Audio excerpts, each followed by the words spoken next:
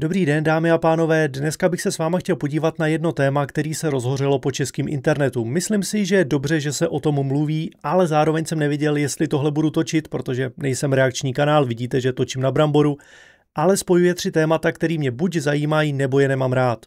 Jednak je to gamble, ten nemám rád. Jednak je to zneužívání nějaký zranitelné skupiny lidí, v tomhle případě dětí, to nesnáším. A jednak je to krypto, který mám rád, ale nemám rád, když ho šmejdi zneužívají.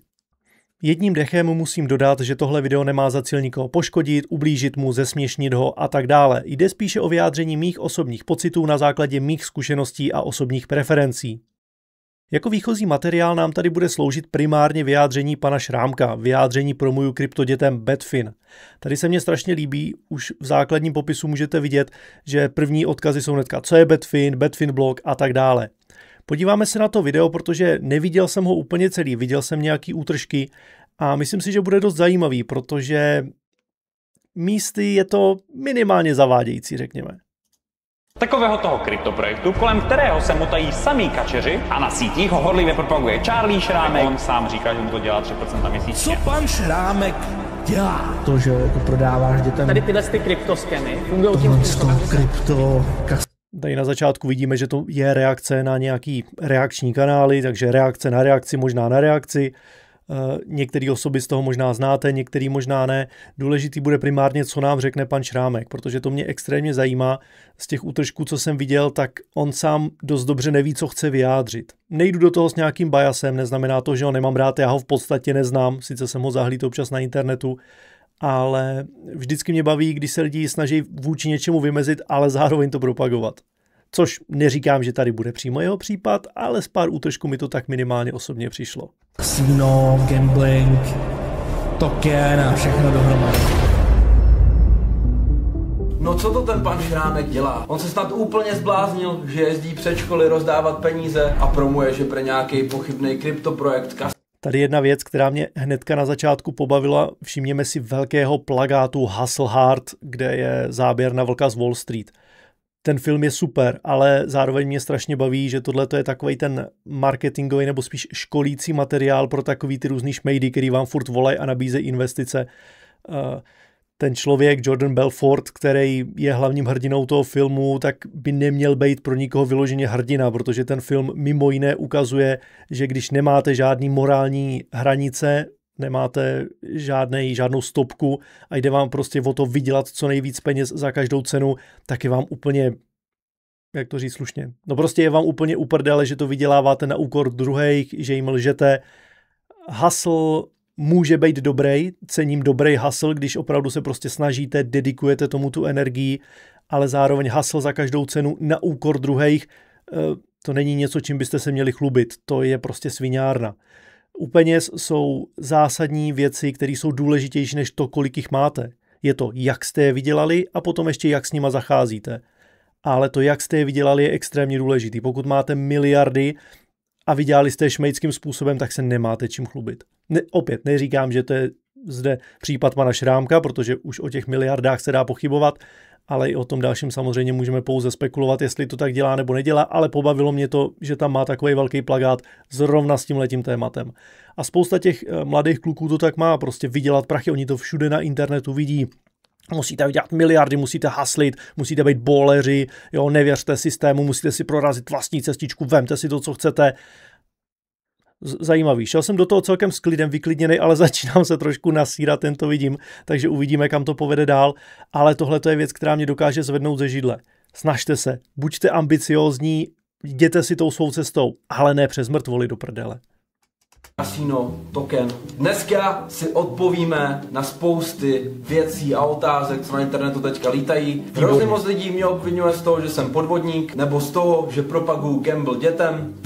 Tak dneska si tohleto všechno rozebereme. Tohleto video točím jenom z toho důvodu, že mám pocit, že když jste ticho, když do vás někdo jede, pomlouvá vás nebo za něco vás kritizuje, tak to potom znamená, že ten člověk má pravdu. A přijde mi to, že se to takhle bere. Takže to je jediný důvod, proč točím tohleto video, aby moji fans věděli, že nedělám nic špatného. A ne, že vždy... Rozhodně je dobrý, že se k tomu chce vyjádřit. Ne, že bych úplně vždycky na 100% souhlasil s tím, že když jste ticho, když vás někdo z něčeho nařkne, tak s tím automaticky souhlasíte nebo to potvrzujete. V určitým bodě, pokud jste velmi známá osobnost a máte třeba hodně hejtrů, tak už není dost dobře možný na každýho reagovat, protože byste nedělali v podstatě nic jiného. Ale je dobrý, že se nám k tomu chce vyjádřit. Důležitý samozřejmě je, jak se vyjádří, protože to je věc, která buď podpoří ten narrativ toho, co on údajně má dělat, anebo ho vyvrátí. Je všechno tak, jak se zdá. Pojďme na to. To je pravda. Tohleto je moje vyjádření a reakce na reakci. Nevím, nejsem v tomhletom zběhlý. Mě reakce nezajímají. Z mýho pohledu je to content, který je příživnický. Mně přijde hrozně vtipný. Jasně, jsou reakce a reakce. Pokud dává nějakou přidanou hodnotu, tak může být nějakým způsobem přínosná, může být zábavná, může pomoct zasadit věci do kontextu nebo osvětlit nějaký fakta. Potom je to užitečný obsah a nevidím na tom absolutně nic špatného. Na druhou stranu taky, pokud propagujete Gambu dětem, tak jako myslím si, že jste větší příživník, takže na takový lidi je dobrý reagovat. Neříkám, že to je tady pan Šrámek, to třeba jako uvidíme, ale hodně věcí tomu naznačuje, napovídá. Uvidíme, co nám k tomu všechno řekne. Já se nebudu opakovat, tohle video samozřejmě budu muset nějak sestříhat. Jak jsem říkal, já nejsem reakční kanál, takže v tomhletom neumím moc chodit do kamery, se dívat neumím, takže uvidíme. Vtipný, že všichni chcou, aby všichni byli transparentní, aby se říkali věci na rovinu tak, jak jsou, a aby si lidi ověřovali věci, ale potom, když to nedělají reakční kanály a mluví hovna, vyloženě, hoaxy, nepodložený fakta a konají jenom na základě toho, jak něco vypadá nebo působí, nebo jak o tom lidi mluví, že jedna bába povídala odvedle, že tam ten dělá tamto, tak je to hnedka fakt. A to mi na dnešní době hrozně vadí, že si neověřují fakta a proto jsme tady, aby... Mě na dnešní době vadí, že spoustě šmejdů prochází toho, že odrbávají ostatní lidi jenom proto, že umějí dobře mluvit a dělat dobře marketing. Jo, to zase vadí mě, takže každému nám asi vadí něco trošku jiného. Reakční kanály samozřejmě jsou opět, stejně jako ty reakce, takový a makový. Jsou takový, který prostě přesně jak tady pan říká, tak cokoliv, co někde najdou, nějakou jakoukoliv informaci hned ji deklarujou jako fakt a ženou se za tou senzací, klikancema, views, záleží i na tom, jak ten obsah dělají. Ale jsou tady i reakční kanály, který mají ty zdroje informací, dokážou si je najít, dokážou si je ověřit a je strašně úsměvný, že pak člověk, který je z něčeho takového v podstatě nařčenej, tak si je snaží všechny smíst do toho jednoho pytle s těma prvníma. Není to tak, ale samozřejmě to je věc, která se v tomhletom konkrétním případě hodí do krámu. Aby jsme si tyhle ty věci uvedli na pravou míru. V první řadě mi přijde hrozně komický, že když někdo dělá reakci, tak tam napíše zloděj. Jezdí před školu promovat kryptokasino. Už tyhle ty dvě náhledovky plus ty názvy jsou totální bullshit. A zloděj nevím, nedokážu vůbec říct, jak říkám, pana Šrámka neznám a zloděj je dost specifický termín. To promování kryptokasína dětem je velmi závažný téma a tam si myslím, že těch informací k tomu bylo docela dost a psali o tom i informační weby, nejenom reakční kanály. Aspoň co jsem zahlídl, stačí si zadat těch pár klíčových slov, jako je třeba ten Betfin, kolem kterého se to točí do vyhledávače a nějaký zajímavý články vám vyjedou. Takže opět je to pokus o to zdiskreditovat v podstatě média, který informují o těchto aktivitách. Ať už to jsou média nějaký oficiální, velký zprávařský weby, nebo noviny, a nebo prostě influenceři, kteří to dělají na vlastní triko i formou reakcí třeba. Já se pokusím do toho zasahovat teda už co nejméně, ať vyslyším nějakou celistou informaci, ale vždycky mě takovýhle věci dokážou zvednout ze židle. A i když je tam otazníček schválně, jakože, tak předáváte ty věci, jako by byly fakta. Ano, jako otazníček, stejně jako tady pan Šrámek má vyjádření promuju krypto dětem, 2 otazníčky, ale v závorce potom Betfin hnedka. A je dobrý, aby za to už konečně tihleti lidi, co dělají reakce, brali zodpovědnost, protože reálně to může někomu ublížit. Pokud jste začínající tvůrce a neděláte sociální sítě 10 let jako já, tak na tohleto, když se vám stane, nejste ready, můžete se z toho zhroutit a můžete skončit špatně. Určitě hodně případů tady u nás v Česku už bylo. Ale my si dneska odpovíme teda na ty věci, co mě nejvíc pálí a které jsou nejvíc probíraný teďka na internetu okolo Charlieho Šrámka. Neházel bych to na malý tvůrce, ale strašně se mi líbilo a velmi cením, že řekl, že je potřeba převzít zodpovědnost. Jo, ono se to netýká jenom těch reakčních kanálů. I pokud děláte sviňárny, pochybné aktivity, Měli byste za svý činy převzít zodpovědnost. S tím naprosto souhlasím. Máme tady teda první step a to je propagace gamblu před školou nebo dětem. Tohle je vlastně ta největší věc, co mě sere a řekl jsem si, že kvůli tomuhle tomu přesně točím tohleto video. Tady vytrdu zase kousek z videa, kde Rady říká, že klesl jsem na nový dno a jezdím před školu propagovat gamble dětem. Co kdybych vám řekl, že jezdí před školy promovat kryptokasino? Máš to zapotřebí? Asi jo, ty vole, asi jo. To, že jako prodáváš dětem tohle z toho krypto, kasino, gambling, token a všechno dohromady. Takže, pojďme si uvést tuhletu věc, prosím vás, na pravou míru. Já jsem si udělal sérii, kde rozdávám lidem, co mají u mě follow, peníze. Rozdal jsem přes 60 000 korun. Tahle ta série bude ale končit charitou, protože ta série celou dobu byla naplánovaná tak, že na konci pomůže někomu k dobrý věci, když dosáhne. Tady si můžete všimnout, že vždycky, když se vyrojí nějaká takováhle kauza, tak se tam najednou objeví charita. Rozdáváme peníze, mělo to vyvrcholit akcí, která byla vysoce prospěšná společnosti. Teď to možná ani nevíde, protože nám ty zlý reakční kanály a média do toho hodili vidle a tak podobně, bla, bla, bla. Vždycky je tam charita. Charita je super, je dobrý pomáhat lidem, kteří to potřebují a nemůžou si pomoct sami. Ale nemůžete jakýkoliv chování schovat za to, že to bylo s charitativním účelem. Pokud, a opět netvrdím, že to tady pan Šrámek přímo dělá, ale pokud děláte sviňárny, ojeby, vyděláváte způsobem, který je minimálně pochybnej, ta charita už to jako fakt nezachrání. Ano, 300 000 followerů na Instagramu, což už jsem dosáhl, takže děkuju moc. Ale teď k věci. Já jsem se ráno probral, koukl jsem se do DMs a jeden fanoušek mi napsal, hele, mohl bys let před školu. A já říkám, ty vole, vlastně why not? Jakože pojďme rozdat peníze před školou. Je tam spoustu lidí, co mě sleduje a myslím si, že i vás by potěšilo, kdyby váš oblíbený youtuber, tvůrce, content creator, to jedno, nazývíme se to jak chceme, dojel před školu a mohli jste se s ním vyfotit, že byste byli za to rádi. Tak já jsem si Zaprvé musím cenit, že mu napsal jeden fanoušek přijeď před školu a on si řekl, tak jo, jestli se takhle chová ke všem fanouškům, jako to klobouk dolů. Tak je dobrý, že přiznal, že ve škole, což je teda institut, který patrně víte, že většinou sdružuje děti nebo mladistvé, takže tam má hodně svých fanoušků. Je dobře, že si uvědomuje tu svou cílovku. Řekl, why not? Kámoš mi řekl, hele, já bych chtěl jet taky, pojedeme s hezkýma autama, tak jsme seli do aut, jeli jsme tam. Rozdal jsem peníze, videa už jste určitě viděli, rozdal jsem tam přes 20 000 korun před školou a to byla střední škola v Brně. Rozdávali se tam peníze, byly tam hezký auta a that's all. Mě zajímá, kde jste... That's all. Problém je v tom, jak ty auta vypadaly. Není problém v tom, že tam přijel, není problém, no, jako možná nevím, mohl by být problém v tom, že tam jen tak Mírnix Týrnix rozdával prachy, ale problém je v tom, jakýma autama tam přijel. Jo, prosím pěkně, tady si vypůjčíme obrázek ze Seznam Zpráv, takovejhlema autama tam přijeli. Sice hezký auto, ale nálepka Betfin, Baby Duck 94, což je nějaký affiliate, předpokládám nick.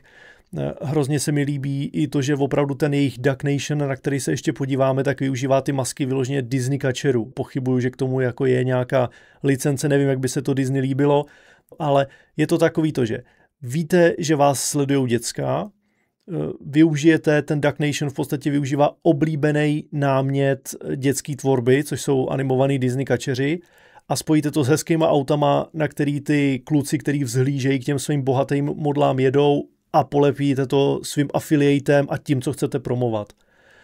Můžete se schovávat, a on to tam třeba i řekne, můžete se schovávat za to, že jste tam jenom přijeli autama, že vlastně to vůbec nesouviselo s tou akcí, ale prostě když tam přijedete v podstatě reklamním poutačem, který jako je nablízkaný, je to prostě poskládaná skládačka, poskládaný obrázek přesně toho, co víte, že zapůsobí, ale jenom děláte, že to tak být nemá.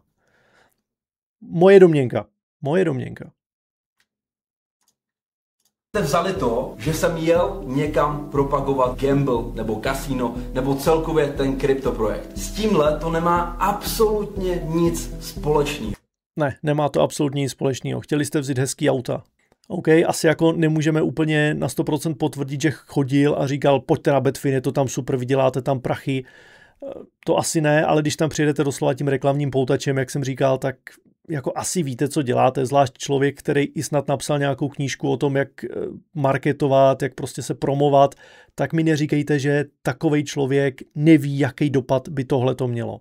To mně přijde strašně pokrytecky. Na jednu stranu se tváříte, že jste marketingový a propagační mastermind a na druhou stranu říkáte, to s tím nemělo vůbec nic společného, to jsme nemohli vědět, že to takhle bude na ně působit. Hovno, věděli, moc dobře to věděli, jak to na ty děcka bude působit. A teď vám řeknu důvody, proč ani nejde propagovat dětem něco takového. Tak, tohle mě extrémně zajímá. Za prvý, pokud najde bankovku, co slouží jako promomateriál od mých kamarádů z Duck Nation, Jasně, najde. tak tam je QRko. Tak, když si naskenuje to QRko, protože hodně lidí, hlavně tady ten brejlatý pán z dětského pokojíčku, reagoval na to, že malý dítě našlo bankovku a že to je verbování do kryptoprojektu. To není úplně tak pravda, protože když si naskenujete to QRko, dostanete se na odkaz a budete chtít vstoupit do Betfinu, tak to nejde, protože vám není 18. Je tam prostě age wall, který vás nutí mít prostě 18 let, jinak si nemůžete nakoupit krypto a přidat se.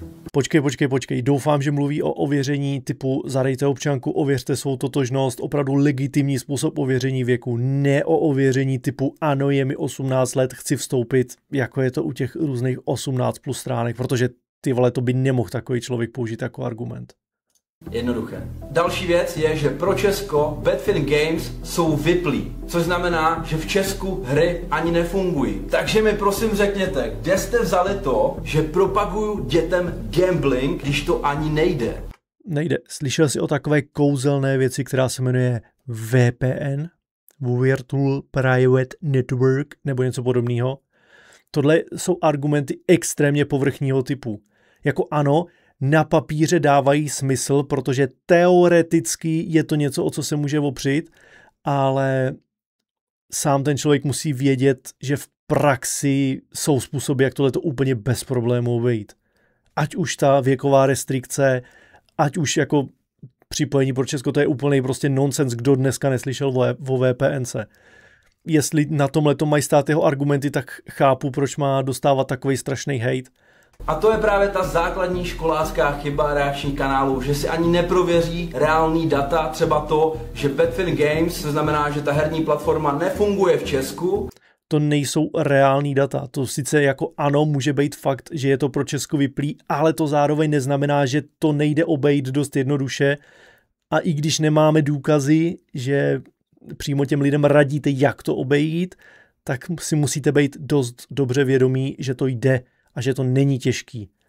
A děti, školáci na střední vůbec v dnešním věku s kompem vyrůstají, v podstatě se smartphonama vyrůstají, ty jsou si daleko líp vědomí těch možností, než třeba lidi, kterým je 50 v průměru samozřejmě.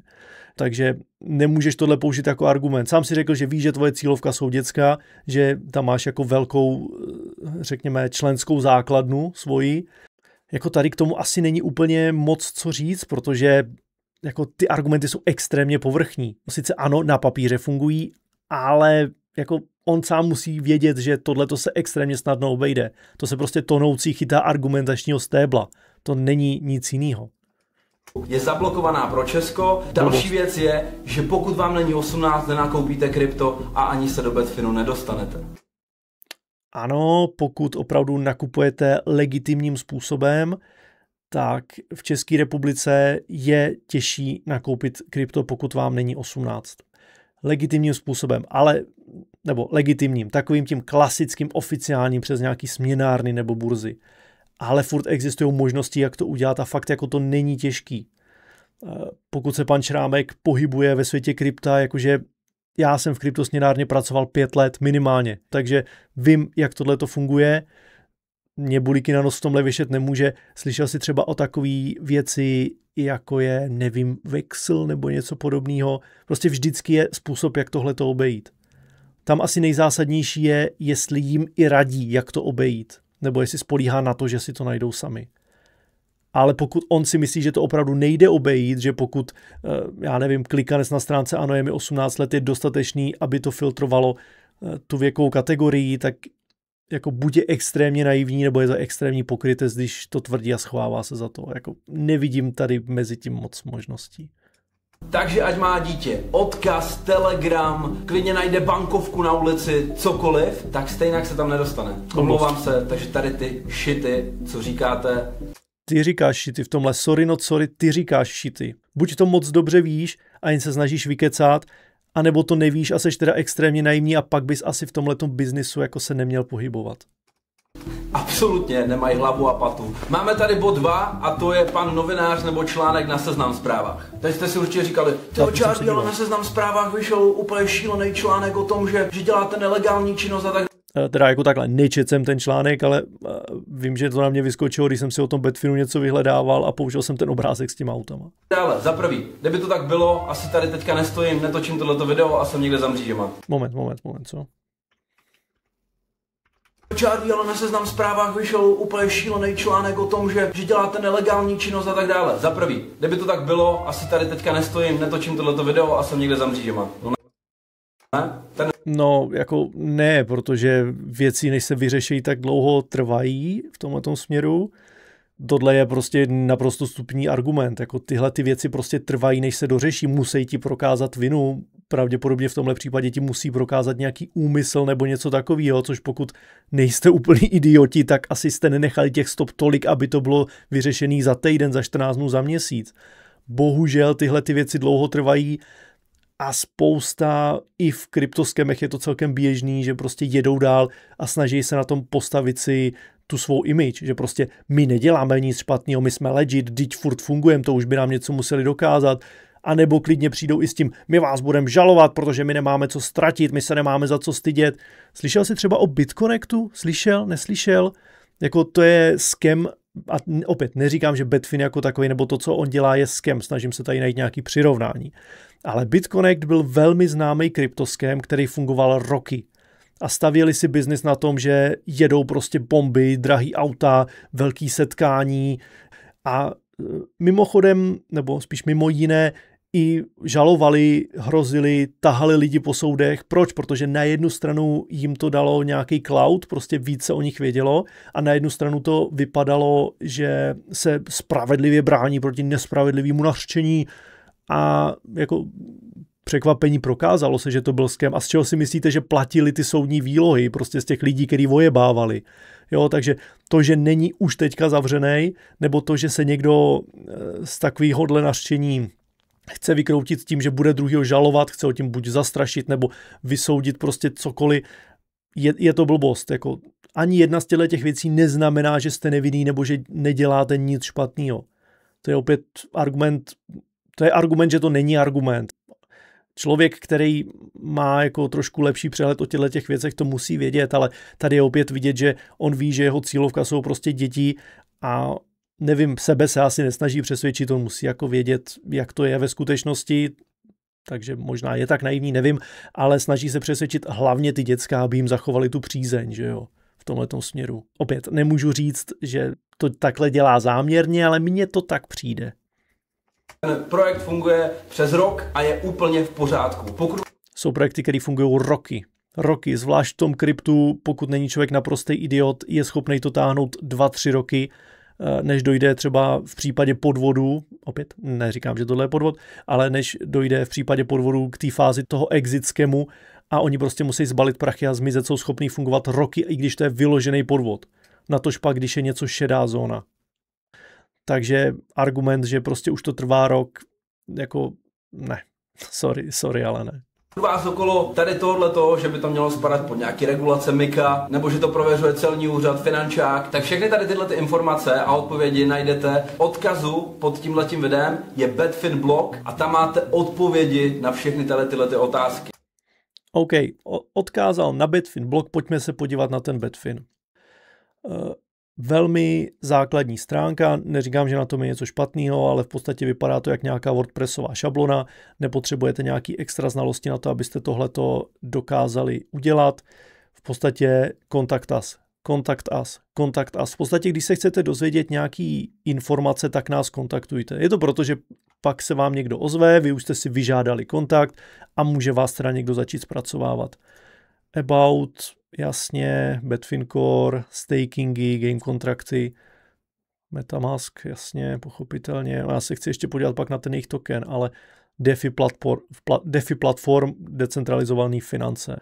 Mají to v angličtině, to je jediná stránka, v který to mají, Becoming Partner, jasně, tady jsou nějaký videa a pak ty kontakty, dokumenty, roadmap.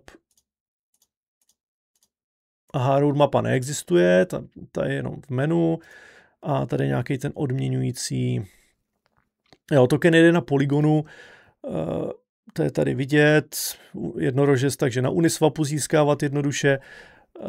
Tohle to je věc, kterou můžu říct, že jsem viděl spoustukrát v tom kryptu. Ať ta stránka, ať v podstatě ten typ unikátního projektu, protože vždycky se něco snaží vytvářet dojem, že to používá inovativní technologie, že jsou jedinečný, první, přelomová příležitost v podstatě srovnatelná s Bitcoinem, což jsem koukal na jedno video, který teda oni mají na propagačních stránkách, kde v podstatě o tomhletom vyloženě mluví na tom Duck Nation.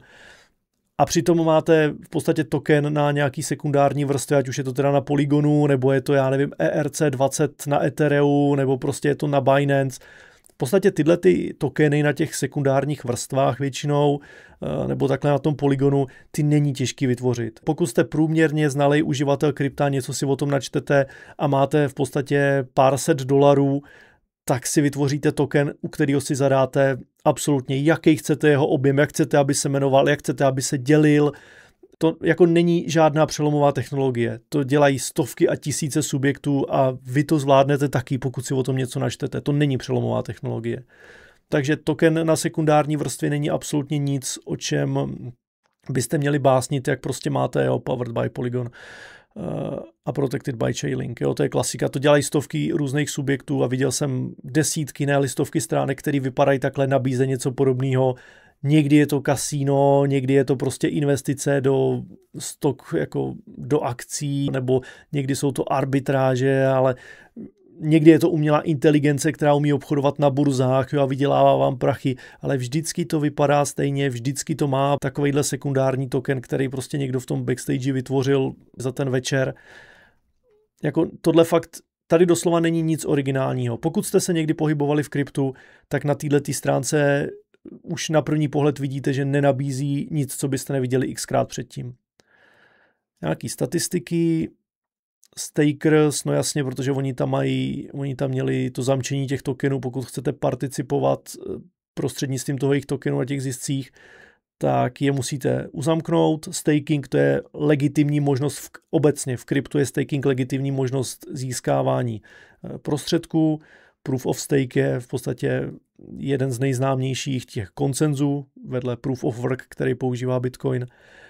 A oni to musí uzamknout, aby dostávali teda z toho tu odměnu, která v podstatě má asi nějakou formu, něco jako dividendy, prostě forma toho stakingu. Zamknete to, že to nemůžete používat, nemůžete to prodat a za to se vám přičítají nějaký nový jednotky toho tokenu. Opět, to není něco, co by vymysleli nebo tak, to je jako něco, co se používá v tom kryptu roky, takže tady máme nějaký křivky, ale v konečném důsledku tady jako není nic. Tady se můžete podívat, když se podíváte na stránku CoinGecka, je Hoops, tady vidíte krásný skok, jak to bylo, a tady jak to šlo dolů. Tady možná skončily ty první zamčený peněženky, tady se to propadlo, šlo to dolů, pak se to něčím vyhypovalo nahoru. Tohle je vývoj grafu za poslední měsíc. Mimochodem CoinGecko, velmi dobrá stránka, něco jako CoinMarketCap. Tady se můžeme podívat na celkovou věc, takže klasika nahoru, zhoupnutí nahoru, něčím vyhypovaný a dolů v podstatě k ničemu. Takže tady si můžete načíst nějaký základní informace a tady máte i kontrakt, takže se můžete podívat, co je to zač a pak si najdete odkaz na Betfin, tady je Polygon Scan, to si rozkliknete, tady už ten kontrakt bude asi načtený, ověřujeme, že jste člověk, ano, jsem, tak. A tady jako u jakýhokoliv jiného tokenu si můžete přečíst, podívat se, kdy, kolik, kam odešlo, jaká částka, z jaký adresy, na jakou adresu. Tohle v podstatě je základ fungování blockchainu, základ prohlížení. Proto oni můžou tvrdit, že to je veřejný, protože prostě takhle funguje blockchain, to nesouvisí s Betfinem, takhle prostě fungují blockchainové technologie a konkrétně blockchain toho Polygonu, na kterým oni mají ten svůj token. To je norma. To není nic pro ně zajímavý nebo nic, čím by byli výjimeční, to je prostě norma v tomhletom světě. Web3, jasně, buzzword poslední doby Web3. Dubaj. Vždycky, když vidíte Dubaj v souvislosti s takovouhle věcí velmi opatrně, je to jeden z red flagů, protože zvlášť ty největší hypeři a často i s tím spojený skemři, tak využívají Dubaj, protože si tam pronajmou nějaký pěkný auta na ten jeden den, s kterýma se tam předvádějí, přijedou před červený koberec. Prostě jde o to vyvolat ten dojem úspěšnosti. Třeba je to klidně fake it till you make it. Předstírejte to, dokud toho nedosáhnete. Většinou to dělají do té doby, dokud to přitahuje víc peněz, než jim to z toho rozpočtu odčerpává. Ale v dnešní době mají lidi zafixovaný, že pokud se něco děje v Dubaji, má to souvislost s Dubajem a má to souvislost s penězma, tím pádem je to úspěšný, tím pádem má smysl do toho investovat. Není to tak. Staking rewards, jako je to tady anglicky, je to tady i český. Zajímavý je, že to tady je jenom anglicky a český. Čeština je jako dost podružný jazyk. Proč to tady není třeba španělský? Třeba německý, já nevím. Ale tak ta španělština, to bych asi čekal. Čínštinu možná. Je to prověřený tam právníkama ze všech stran, jestli to spadá. Vždycky je to prověřený právníkama. Otázka je, co je to za právníka, z který země, jakou má licenci a jaký právo si nastudoval. Jo, a jestli tam vůbec nějaký právník byl, ale vždycky každý pochybný subjekt, ať už je to scammer nebo jenom něco shady, tak vám řekne, že to bylo prověřený právníkama, je to v pořádku. Vždycky se vás budou snažit ujistit, že to je v pořádku, že to je legální, protože lidi by se báli jít do něčeho, co je nelegální.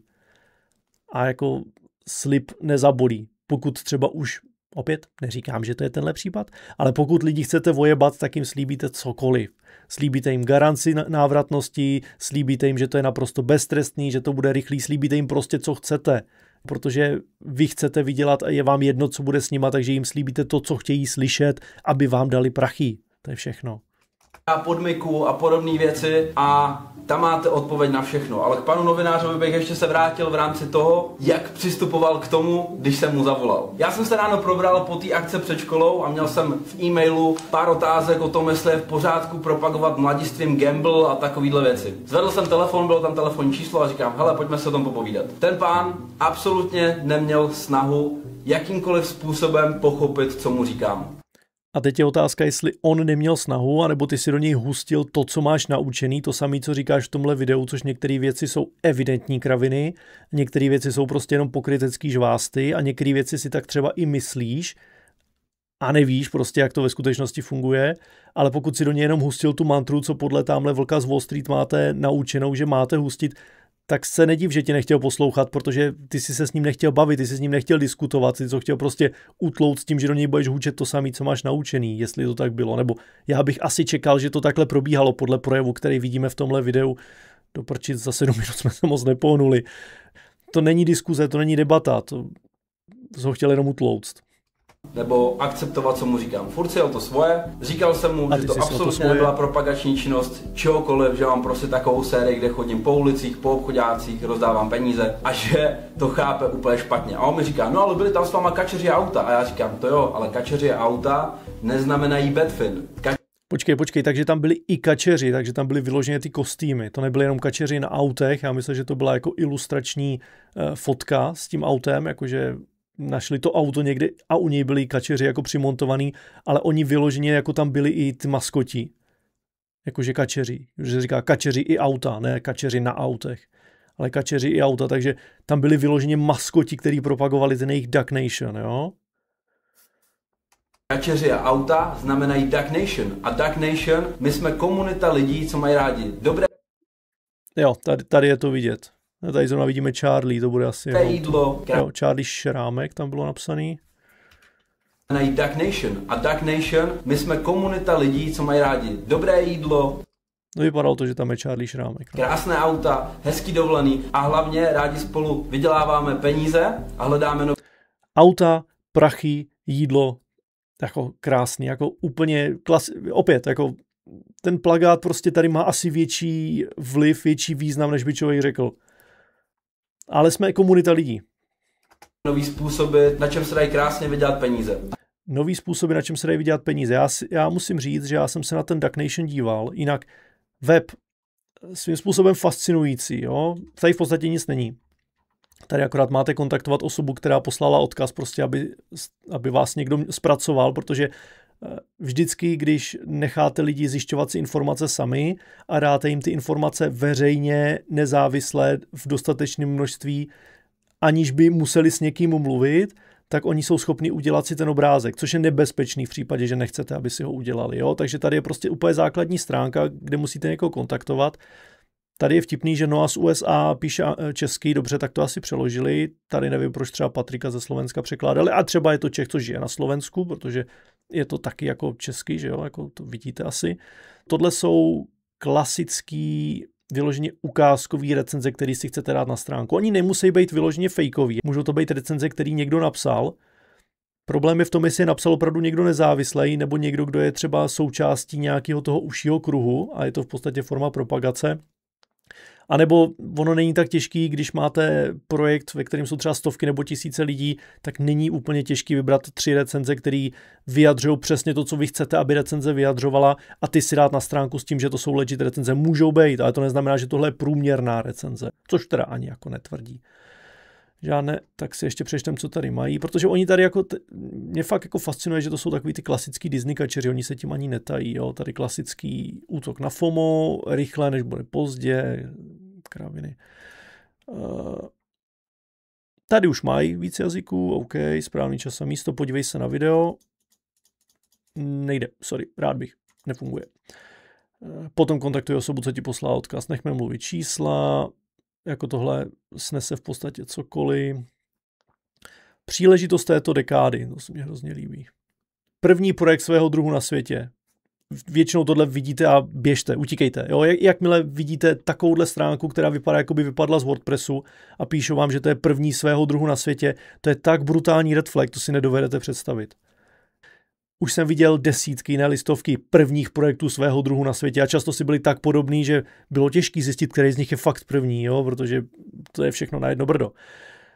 Ale technologické řešení s globálním dosahem, no to jsou kryptoměny, to je blockchain, ale to jste nevymysleli vy. To jako Bitcoin začal fungovat od roku 2008-2009, jo? Takže tady neřekli vůbec nic, co se týká jejich projektu, jsou to prázdný, obecný řeči.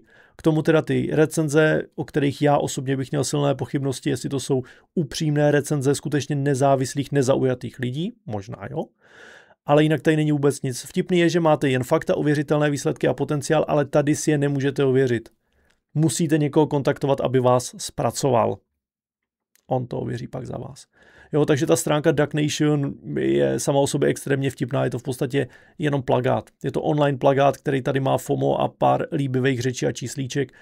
Mimo jiné, podívejme se ještě, jak podobný je tomu Betfinu, ta struktura té stránky. Tady teda nemají to menu, protože jako tahle stránka je jednodušší. Ale máme tady nadpis, máme tady nějaký video, máme tady 3 banery s číslíčkama, něco pohyblivého, že to jsou ty korunky, nějaký lehký popis a to je všechno.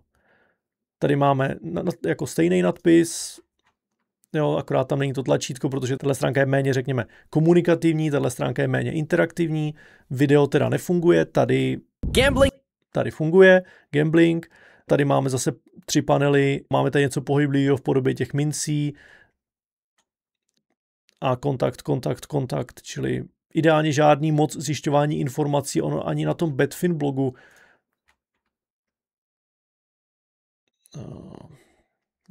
11, tady je 11 příspěvků. A datumy mimochodem 10.9., 11.9., 16., 18., 22., 25., 2.10., 7.10. Jo, takže tady je 11 příspěvků, který prostě začínají v půlce září. Jako k tomu není moc co dodat. Opět, pokud uvidím takovejhle informační web, který se týká projektu, brutální red flag. Ten má v podstatě nulovou hodnotu, protože tady jednak dává strašně málo informací. Sice ty články tady jsou. Proč klesá cena BET tokenu?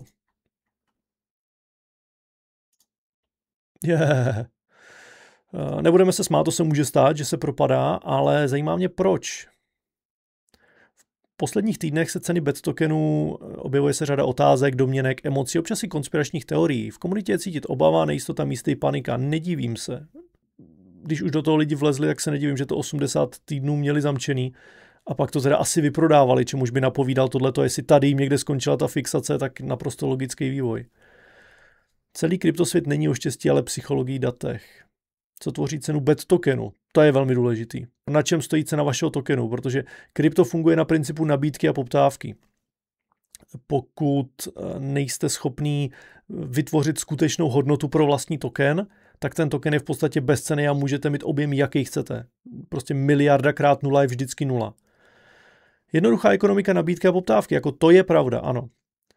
Zlato, akcie, kryptoměna, více lidí, cena klesá, to jsou, ano, obecně známý pojmy, jako tady zrovna v tomhletom jako zatím nekecají, více kupující, kteří chtějí získat, cena roste. V současné době se trh nachází v období, kdy nabídka převyšuje poptávku. Zjednodušeně řečeno, více lidí prodává, jasně, často ze strachu nebo kvůli krátkodobým potřebám likvidity, než kolik kupuje. Cena aktuálně prochází korelací, protože značná část likvidity je momentálně napárovaná na token POL, který prochází korekcí. Co? Přirozeně to stahuje i cenu BET tokenu níže. Tuto však brzy vyřešíme. Plánujeme napárovat BET na stabilnější asset. Počkej. Nesnaží se tady lidem říct, že BET token padal, protože byl v korekci kryptokurs, padal Polygon, tak padal BET token, že ne? Velká část projektu pochází z peněženek hluboko v afil síti, obvykle jde o nové členy projektu, krátkodobé spekulanty, kteří se připojili nedávno. Tito uživatelé často nemají přístup ke všem informacím a dlouhodobé strategii Betfinu, proto se rozhodují impulzivně. Tým Betfinu tyto transakce aktivně monitoruje, proto chce aktivně transparentně předávat informace, aby se předešlo zbytečným domněnkám a panice. Takže jo, chtějí. Jako jo, snaží se tvrdit, že teda BET token padal kvůli tomu, že trh procházel korekcí. Pokud jste neutekli předtím, teď běžte. Jo, protože tohle to je největší kravina, co může být. A to vám říkám jako člověk, který v tom kryptu se opravdu pohyboval nějakou dobu, dost znatelnou. Polygon jako takovej vy možná neznáte, ale možná znáte Ethereum, což je známější kryptoměna. Pokud si vytvoříte token na podružné vrstvě, který teda nějakým způsobem jste si vy sami naplánovali, to znamená, zadali jste si, jaký chcete jeho objem, aby byl, jak chcete, aby se dělil, jak chcete, aby se jmenoval, tak vy mu musíte dát tu hodnotu. Ta hodnota se nemusí a v drtivé většině případů ani neodvíjí od té primární kryptoměny. Když to hodně zjednoduším, Ethereum asi zná více z vás, takže když to hodně zjednoduším, pokud si vytvoříte na Ethereum takzvaný ERC20 token, což je tam ta sekundární vrstva, opět podobně jako na Polygonu, vytvoříte si token, který si zadáte jméno, počet, jaký chcete, aby těch tokenů byl, tohle všechno si tam uděláte, není to těžký, tak vy mu musíte dát tu cenu, ať už je to vaším produktem, ať je to hodnotou vaší služby. A i když je pravda, že to tvoří nabídka a poptávka, tak to netvoří nabídka a poptávka po té hlavní kryptoměně. Pokud máte skutečně tak silnou komunitu, jak tvrdíte, což jako se snažíte opakovaně tvrdit, že máte silnou komunitu investorů, tak ano, ten token může padat, protože nabídka převyšovala tu poptávku, to znamená, byl takový ten výprodej, více toho prodávalo, než nakupovalo, cena šlo dolů. To může být, to se může stát i u solidního projektu, to zase neříkám, že ne, ale nevěžte lidem buliky na nos s tím, že za to může cena Polygonu. Nemůže. Pokud ten token padá kvůli BET tokenu.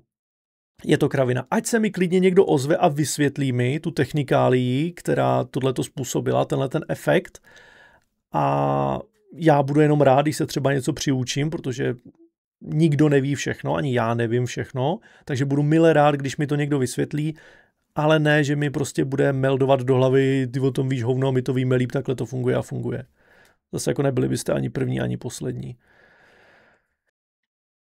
Rozhodně pokud se o tohle zajímáte, přečtěte si to. Ale já tady vidím až moc takových těch, nechci říct vyloženě argumentačních faulů, ale prostě takovej v té komunikaci od hyperů, jak já tomu říkám, protože hyper nemusí být vždycky scammer, hyper je prostě ten, co se snaží lidi navnadit, aby koupili jeho produkt. Ne vždycky je to vyloženě scam, neboli podvod, ale prostě až moc tady vidím ten styl té komunikace. Prostě tu psychologii zatím, ta psychologie je mocná čarodějka. Pokud ovládáte psychologii, dokážete ovládnout emoce lidí. Pokud dokážete ovládnout emoce lidí v pozitivním slova smyslu, dokážete je nahypovat do toho, aby vlezli do vašeho projektu a dali vám prachy. A Opět nebudu tvrdit, že tady ta skupina má vyloženě nutně pochybné úmysly, nedej bože, že to jsou podvodníci jako takový, to neříkám, ale ta psychologie zatím tady, vidíte ten plakát. To je přesně ono. Primárně prodat. Stojí na dlouhodobém směřování, reálných partnerech, silné komunitě lidí, kteří chápou, že úspěch se nebude přes noc. Každý, kdo dokáže zachovat klid. Jako jasně, teď chcete vyvolat klid, protože vidíte, že ten token prostě jde do háje. Tak jako voláte po klidu. Ale opět, to je šablona. To je šablona, kterou používali stovky a tisíce stejných projektů před vámi. Ne každý dělal kasino, ne každý budoval ten token na Polygonu, ale prostě to, co jedete od začátku do konce minimálně, co já jsem zatím viděl, tak je prostě šablona, kterou používá 99% podobných tuctových projektů. A každý z nich tvrdí, že je originální, unikátní, první na světě. Dobře, ne vždycky tvrdí, že jsou první na světě, někdy říkají, že jsou prostě jenom inovativní, že to stojí na technologiích, ale jsou to prostě takový ty buzzwordy, to, na co lidi v dnešní době slyší, co chtějí, protože propásli ten Bitcoin, tak chtějí naskočit do toho dalšího vlaku. A to přesně se snaží takovýhle projekty vyvolat. Kurva, 7,5 minuty a já tady kecám takovou dobu. Duck Nation, tak to jsme my. Se dají krásně vydělat peníze. Duck Nation, tak to jsme my kačeři, OK? Ale s Betfinem to má spojitost jenom to, že my využíváme tu technologii k tomu, ano, aby jsme na ní vydělávali peníze, ale nešli jsme tam tohleto propagovat. Jela tam Duck Nation, což je byla tam ta Duck Nation, já jsem se díval, nenašel jsem nic jiného, co by ten Duck Nation dělal. Může to být tím, že nejsem uvnitř. Ale zároveň pokud je tohleto tak přísně střežená informace, že vy toho teda děláte víc, ale vědí to jen lidi, co jsou uvnitř, tak se pak nemůžete divit, že vás lidi budou posuzovat pouze podle jednoho projektu, kterým se naopak vůbec netajíte. Nenašel jsem žádný jiný nezávislý projekt, který by nesouvisel s tím Betfinem a tím Duck Nation, kterýho by oni byli součástí. Chápal bych, kdyby prostě existovala nějaká skupina, která má různý zájmy, ten Betfin by byla jedna z nich. Furt bych to neschvaloval, protože za mě furt z mýho pohledu je to propagování kryptogamblu dětem, což je za mě odpornost. Můj názor. Přijeli se tam v polepených autech, jestli tam byly kostýmy, protože jako byl to Duck Nation, ale na tom autě bylo napsáno Betfin. Možná na kapotě byl kačer, ale na tom čelním skle nahoře bylo to Betfin. Byl tam ten název toho kasína, čili nepropagovali jste jenom Duck Nation. Zase jako neříkej, že tam byli jenom kačeři. Byl tam ten Betfin přímo zmíněný. Aspoň teda ta fotka, pokud byla jako autentická toho auta, co tam skutečně bylo. Já jsem hledal nějakou, abych viděl, jak ty luxusní auta vypadaly a to Betfin nahoře tam mělo. Nenašel jsem prostě vůbec nic. Nenašel jsem nic jiného, co by dělali. On se tady tím ohání, že oni jsou Duck Nation, oni nejsou Betfin. Dobře, pokud jsou ty dva subjekty odlišný, bylo by opravdu dobrý a ve vašem zájmu, abyste dali ven aspoň jeden, ideálně dva další jiné projekty, o kterých víte, že budou zcela nezávislí. Tím podpoříte svou věrohodnost, tím si nemůžete ublížit. Pokud ty projekty nejsou nějaký šméčko a pokud nejsou tajný z takového toho důvodu, že ono to vydělá miliardu, ale nesmí tam přijít víc lidí už, ale zase ty lidi do té Duck Nation komunity lákáte, takže jako asi byste se o to podělit mohli, tak tam jenom nastřelte název, s tím, že podrobný návod dáte později teda těm členům, ale ať si ty nezávislý média, když vám vadí, že reakční kanály nebo i média, Seznam Zprávy, blablabla, nepodávají úplné informace, tak jim ty informace dejte. Řekni teda, Charlie, jaký jiný projekty Duck Nation dělá. Je to naprosto jednoduchý, vám to pomůže. Nevidím jediný špatný důvod, proč to říct. Komunita lidí. OK, my neděláme jenom Betfin, my děláme spoustu jiných věcí. A tenhle ten pán se stejně tam do toho článku řekl spoustu, jo, takže spoustu musí být víc než jeden nebo dva. Tak dej 2 nebo 3. Obrovsky si tím pomůžete. Napsal, co potřeboval, řekl, že jsem promoval gamble mladistvím, aniž by si vlastně ověřil, že to nejde. Jako to, že to nejde, proč je to kravina, už jsme si řekli. Dalších bodů tady mám napsaný garantovaný 3% měsíčně. Teď vám ukážu další důvod, proč třeba ten brejlatej pán z dětského pokojíčku, který... Proč máš jako zapotřebí říkat, že to je dětský pokojíček? Jednak jako Já tam nevidím nic dětského, nevidím, že by tam měl prostě na stěně balónky, klauny, zvířátka, vidím tam nějaký regál s botama a celkem úhledný stůl s počítačem, jo, koberec jako normální, takže nevím, proč usuzuje, že je v dětském pokojičku, ale i kdyby byl, tak pokud jsou jeho názory a argumenty validní, tak je úplně jedno, kde sedí. Za mě, pokud ten člověk bude sedět na popelářském voze, nechci urazit popeláře samozřejmě, důležitý povolání pro společnost, ale pokud bude sedět na popelářském voze a dá dobrý argument, tak ho neschazuj tím, že sedí na popelářském voze. Reaguj na ten jeho argument. Má za sebou boty a se reseluje, asi mu to nejde. Tak... No a ty máš za sebou jako co? Ty máš za sebou vlevo překvapivě boty, za tebou se točí bota, vpravo máš Hasselhart a za tebou je svítící globus, jako tvůj pokojíček působí víc dětsky než jeho. Působí víc jako takovej ten pokoj náctiletýho kluka, který všude na netu vidí, že se potřebuje akutně prosadit a vydělat prachy, aby měl hodnotu. A vrátím se k tomu, že u těch prachů fakt záleží na tom, jak je vyděláte a jak s nima zacházíte, ne kolik jich máte. Tak si řekl, že bude reagovat na někoho, který ho pomilkuje, takže prostě na mě. Já ve svém videu a ve své reakci, kde jsem dával, protože naraz se začalo šířit, že jsem skamer a propaguju pyramidu a on to říká taky, že to je pyramidový schéma, tak rád bych ukázal, tady je definice pyramidy a tady je definice affiliate modelu. Mezi pyramidou a affiliatem může být rozdíl, stejně tak, když do toho započteme teda MLM.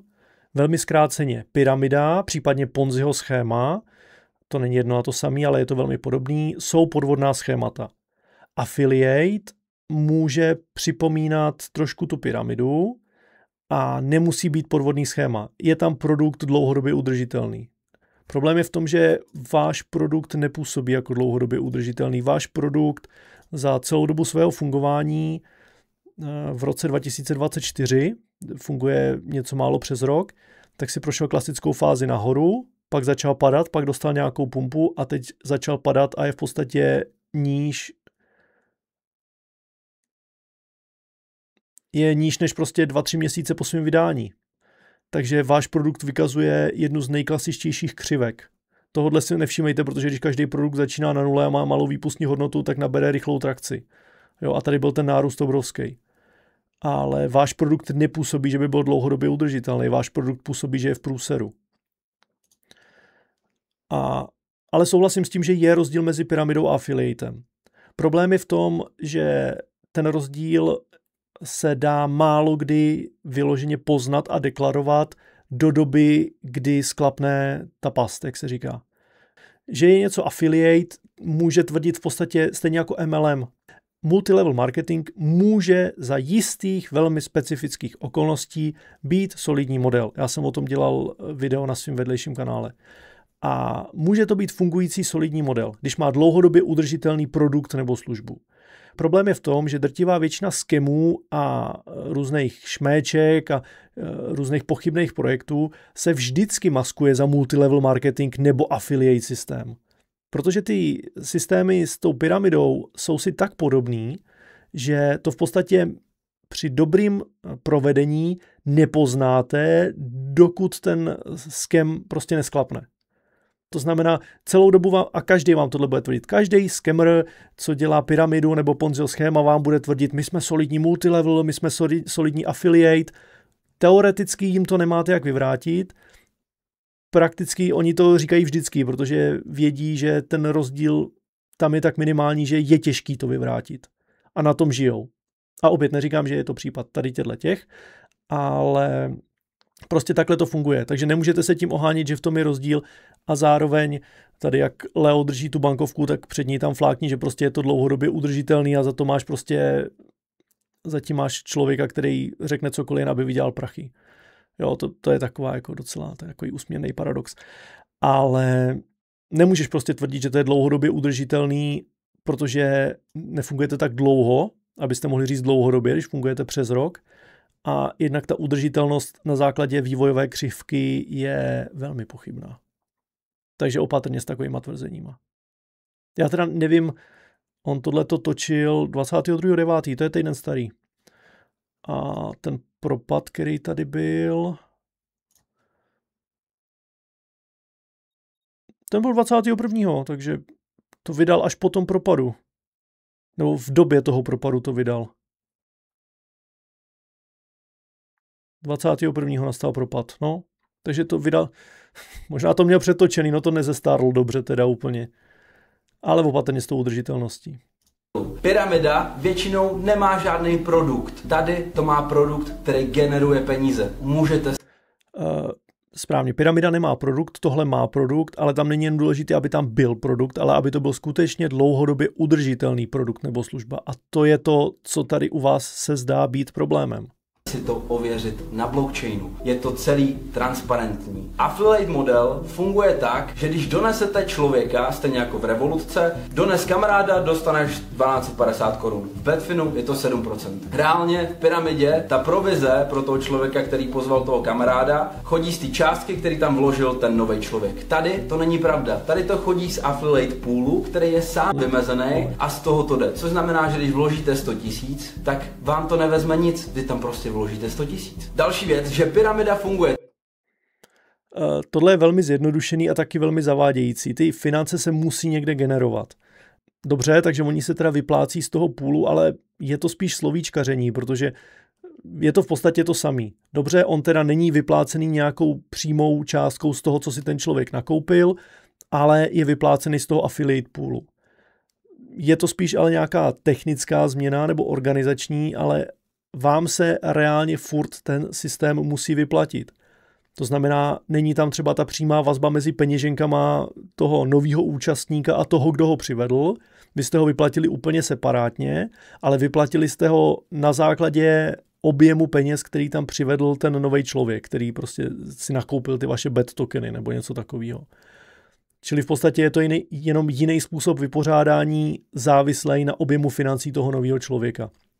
Ale ve vašem systému to musí hrát, protože jinak byste jim vypláceli peníze, který jste z toho ani nezískali a v tom případě teda nemáte udržitelný model obchodování. Takže jako what the fuck.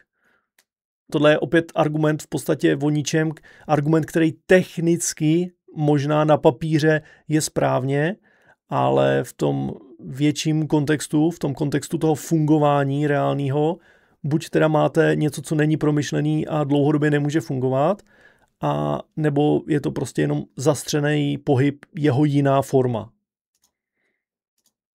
Tak, že pokud by nepřibývali noví členové, tak pyramida spadne, protože to žije vlastně na přibývání nových členů. Tady zase to není pravda. Tady jsou stakři a jsou hráči. Tady máte stakera, což je jak kdyby v uvozovkách spolumajitel. Ten, když tam dává vklady, tak to jsou potom výhry pro hráče. A hráč, když hraje, tak to jsou zase výnosy pro stakery.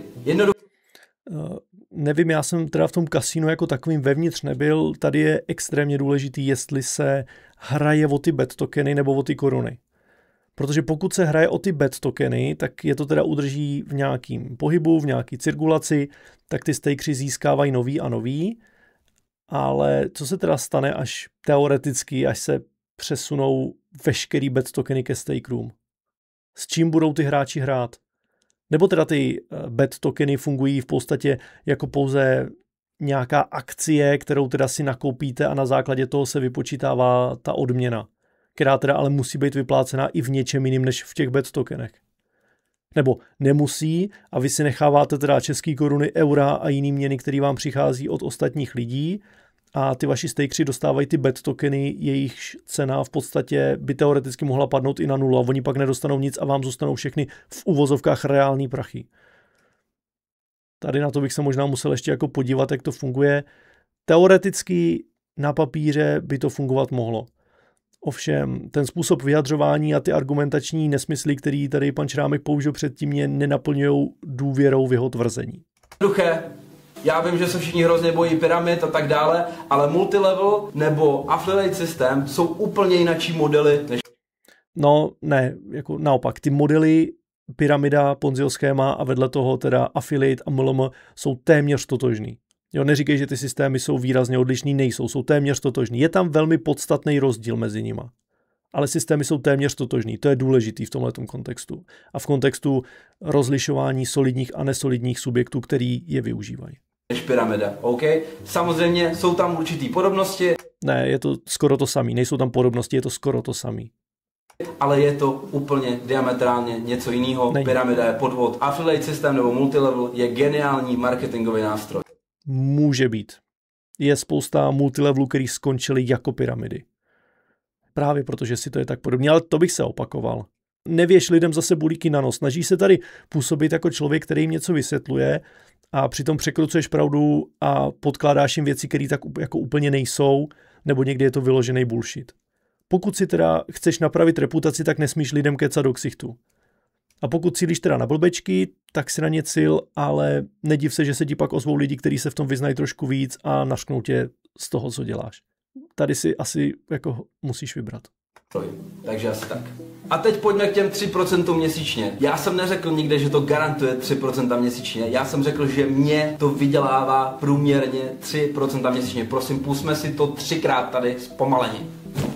Vydělává mi to průměrně 3% měsíčně. A tady vidíte krásný příklad toho, jak někdo z hovna dokáže udělat úplnou senzaci a dokáže z toho všichni chytit a naraz prostě, ježiši, tady někdo garantuje 3% měsíčně. Ne, nikdo nic negarantuje. Já vám teďka vysvětlím, jak to funguje, jo. Podle toho, jak moc hráči hrají, tak vy tak moc dostáváte provize, výnosy. Jednoduché jako facka. Po každý to je něco jiného. A pokud mě chce někdo chytat za slovo, že 3% to nejsou, a že nebo 3% měsíčně jsou hrozně moc, tak jsem tady dokonce vytvořil tabulku, aby jsme se koukli na průměry, takže pojďme na to. Takže mám tady tabulečku od úplného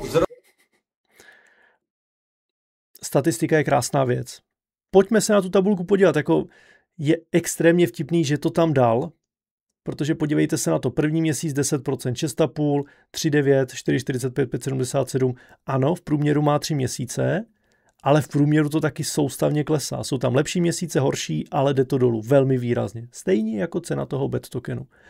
A já jsem neviděl veškeré jeho vyjádření, já říkám, já toho člověka skoro vůbec neznám, já jako jsem zaslech to jméno, vím, že někdo takovej na českém internetu existuje, takže nemůžu říct, že někde tvrdil, že to garantuje. A tady nechci úplně hrát ďáblova advokáta, ale pokud vyloženě neřekl, že to garantuje, není dobrý něco takového mu podstrkovat. Na druhou stranu, pokud ve svém videu nahypeným hlasem těm dětem, na který cílíš, řekneš, mě to vydělává 3% měsíčně, tak oni si řeknou, OK, mě taky. To je super, mě to taky bude vydělávat 3% měsíčně. Nebo třeba i 2,5 by bylo fajn, ale jemu to vydělává 3, tak proč by nemělo mě? Takže v tomhletom nemůžeš jako... Dobře, neřekl si, že to je garantovaný, což tě šlechtí, za to bych tě zroustil asi víc, ale furt si musíš uvědomit na to, že jak sám si řekl, víš, že máš spoustu lidí ve škole, to jejich vnímání v těchto situacích je ještě stále trošku posunutý, nedostatek životních zkušeností i těch negativních bohužel, který jim třeba pomůžeš nabrat, se obávám. A takhle to pak prostě funguje. No. Ty řekneš, že tobě to vydělává 3% měsíčně v průměru nadšeným hlasem, oni si řeknou, super, mě bude taky, jako to musíš chápat. Rodu, Betfinu až do teď. No a tady, když se kouknete, tak mám každý měsíc udělaný, jak byly výnosy. Po každý jsou jiný. Ale udělal jsem pro vás průměry, aby jsme to dokázali tady rozebrat do detailů. Za posledních 17 to vychází 3,6% průměr. Za posledních 10 2,18 a za posledních 5 1,93. Takže tady máte průměry, kolik jste mohli vydělat na Betfinu v rámci výnosu. Takže lhal jsem? Ne. A nebo potom ještě, když k tomu přidáte růst tokenu, tak zase jsme úplně na jiných procentech. Technicky za to nelhal.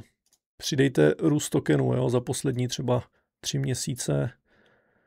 Jo, přidejte ten růst tokenu, no, nebo spíš jako propad tokenu. Tohle jsou čistě jenom výnosy a udělané průměry za 17 měsíců. Zase, všechny tady tyhle ty data jsou transparentní na blockchainu, OK? Takže to nejsou vycucaný z prstů statistiky, jsou to reální statistiky, které si můžete dohledat. Udělejte si klidně ten průměr sami, když budete. A do mě se hrozně moc opíralo lidi, že 3% měsíčně jsou hrozně moc, že to prostě není udržitelné. My nikomu neříkáme, že to 1 až 3% budou na pořád. Reálně tohle jsou výsledky z minulosti. To negarantuje výsledky budoucí. Tohle to platí, prosím vás, všude v investicích i blbýho podnikání. To, že z minulý měsíc vydělal 100 000, neznamená, že 100 000 vyděláš příští měsíc. OK? To je úplně... Tady v tomhle to má pravdu, prostě minulé výsledky, můžete na nich zakládat nějaké své budoucí rozhodování, ale minulé výsledky nikdy nejsou zárukou budoucích výsledků. To v tomhle to má pravdu. normální věc, garantovaný věci, ano, to je špatný, ale tady nikomu nikdo nic negarantuje. Tady říkáme čistý průměry. A u těch 3% jsou všichni z toho úplně jako v hypeu, že to je šíleně moc. Tak já jsem koupil v dubnu byt a teď má o 26% větší hodnotu, OK? To je víc než 3% měsíčně, takže o čem se tady bavíme? To není nic, tady neříkám žádný pohádky, žádný fairy tales, OK? Tohle to je startup, který je dobrý, má super produkt a vidím v něm na dlouhou dobu, tohle to není, že se stanete přes noc milionářema. Na dlouhou dobu. Má super produkt. Jako těch superlativ by mohl trošku ubrat. Ono je problém, když se snaží obhájit a pak tam prostě hází ty superlativ a snaží se to v tom samém videu zároveň v podstatě těm lidem pozvednout v očích i ten produkt. Řekl bych, že to je trošku kontraproduktivní. Tohle je prostě projekt, který vidím dlouhodobě jako top, protože vývojáři každý bod plní dopodrobna tak, jako mají. Takže tady zase máme pana Brejlatýho, který lhal a zase si neuvěřoval fakta a takhle mu to prochází. Já nevím. Já nevím, jak to bylo s tou garancí, jo? Jestli jde jenom o... Ne, ono to není slovíčkaření, ono to slovo garance je důležitý. A teď nevím, jestli ten týpek, protože taky jsem zahlíd nějaký video, on se mu, jako tohleto konkrétně snad se v uvozovkách omluvil, jo, řekl, že dobře, jako neměl jsem používat slovo garance. A nedám za to ruku do ohně, když tak na to mrkněte, ono, to je, myslím, ta 1000 koruna, nebo jak se jmenuje, asi to stojí za to mrknout na tu jeho reakci, protože tam toho bude víc a možná to tam je ještě uvedený na pravou míru. Ale OK, jako asi je legit point, že pokud nepoužil on, jako Charlie Šrámek, nikdy slovo garance, tak by se mu nemělo házet do rypáku, že to těm dětem garantuje. Ale jiná věc je to, že jeho vystupování působí tak, že je to v rámci toho běžného očekávání té investice tam. Takový výdělek. Přijde, že žijeme v crazy době, že někdo něco může říct a je to hnedka fakt, protože lidi si sami potom neuvěřují ty věci, což mi přijde. Ty děláš ale v podstatě a sázíš na úplně to samý tady. Jakože něco řekneš a v podstatě to pokládáš a předkládáš jako fakt, i když je to blbost. V některých ohledech.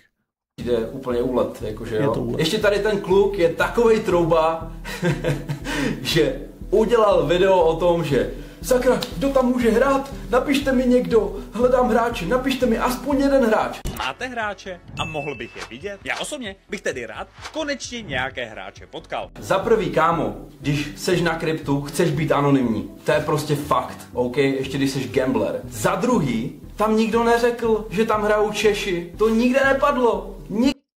Jako promuješ to v českých školách. Čekáš, že to budeš promovat v české škole a pak tam přijdou hrát prostě Japonci, nebo co od tohohle očekáváš? Jako je to naprosto legit, že ten člověk chce vědět, kdo tam hraje, případně jak to funguje. A ano, gambleři a kryptouživatelé, když to zkombinuješ, budou chtít být anonymní, ale jako já nevím, když nepoužiju VPN, tak třeba ProtonMail, slyšel jsi o to, jako mail, který ti umožní nějakou anonymitu, ale můžeš skrz něj komunikovat.